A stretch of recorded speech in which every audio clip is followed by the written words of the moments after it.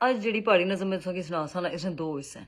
ਇਹ ਨਾਨੀ ਨਾ ਹਿੱਸਾ ਤੇ ਦਾਦੀ ਨਾ ਹਿੱਸਾ ਅਗਲੀ ਵਾਰੀ।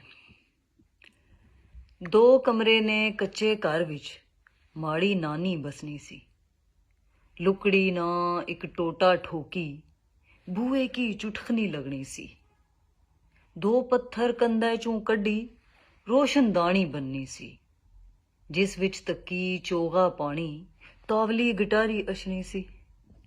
ਸੁਬਾ ਸਵੇਰੇ ਨਾ खुदा ना इन्नी नानी उठनी सी। सब्ज किताब गलाफ चढ़ाई कै उच्ची छत्तीर रखनी सी। बेड़े पानी छड़की कै झाड़ू मांझा करनी सी। एक डोरी विच मरचां परोई कै थम्मै टंगी छोड़नी सी। एक टोकरी विच आड़ियां बाई कै धुप्पै विच सुकानी सी। त्याड़ी बैठी मोजे बुननी शामी छिड़ियां चुननी सी।